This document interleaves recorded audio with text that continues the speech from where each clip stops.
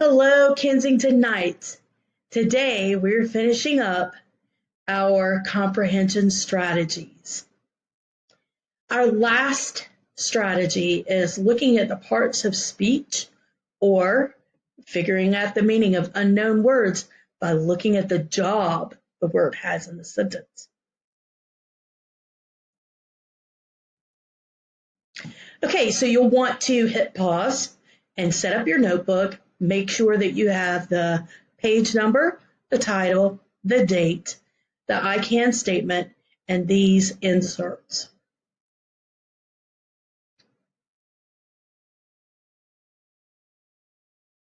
Now, if you look at these inserts, this describes exactly what the part of speech is. I'm not going to go through that because you guys have gone through parts of speech in your other grade levels. And these are common examples of nouns, verbs, adjectives, adverbs, prepositions, pronouns, conjunctions, and interjections. Now, the ones that are highlighted when you print out your copies of the inserts, the highlight doesn't really show up. So you might want to pause and highlight these because I think these are examples that grow you in your understanding of these parts of speech. So a noun, knowledge is an idea. We get the person, the place, and the thing, but sometimes we forget about ideas like knowledge, freedom, love, understanding, those types of things. And verb, these are non-active verbs. So they don't actually they don't require a physical action.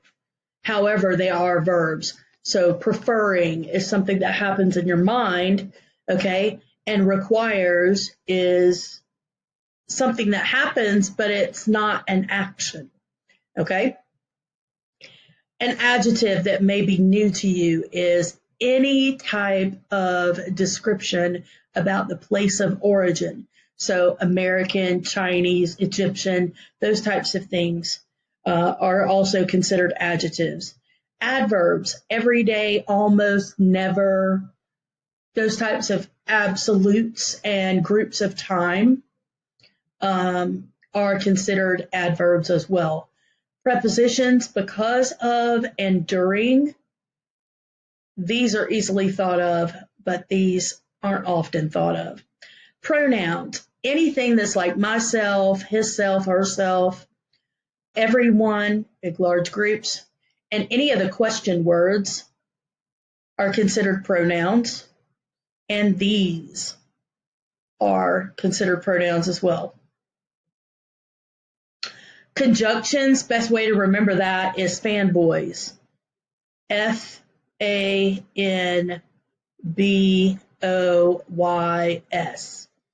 Those are your conjunctions. And interjections. All of these are common, but na, yo, and hey, those are also considered interjections as well, and that might be new to you. Okay, so if we're looking at this sentence, the man's voice belongs to Ganwar, and he was my father's height now, though Ganwar is thin and reedy. Okay, so our understanding is missing for the word reedy.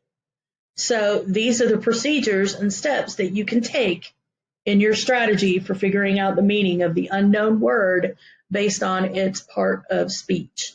Notice the job of the words around the unknown word. I noticed that in the phrase thin and reedy, the job of the conjunction and usually joins similar things. So reedy must be similar to thin. They are both adjectives, thin and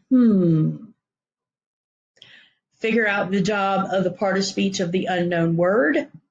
So we know that this is going to be an adjective. And think of another word that has the same job that would be similar in meaning. So I know that thin is a type of grass, or I know that reed is a type of grass that grows tall near the water. I wonder if tall is another synonym that could go in that blank in place of reedy. I'm going to plug it in. Ganwar was thin and tall. That makes sense. And so that's how you use the strategy of figuring out the job of the word that you don't know by paying attention to the job of the words around the words you don't know, figuring out the job of the word that you don't know, thinking of another word that could replace the word that you don't know, and plugging it in to make sure that it works. Come to me for guided practice so that you can get more practice and the answers are waiting to be revealed.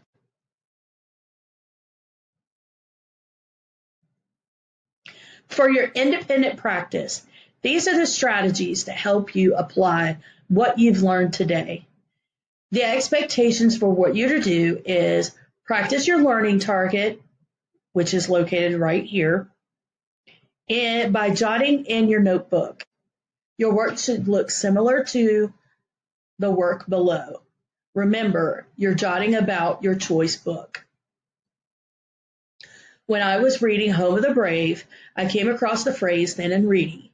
I know the conjunction and joins similar ideas, so thin and reedy must be similar. I also know that reeds grow tall near the water. Tall makes the most sense because people are often described as tall and thin.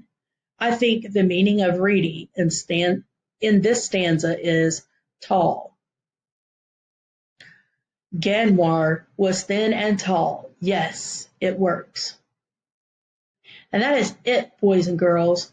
So what are we going to remember to do? We're going to remember to come to the guided practice so you can get extra practice with me to make sure that you understand the objective really well before you start trying to do it by yourself.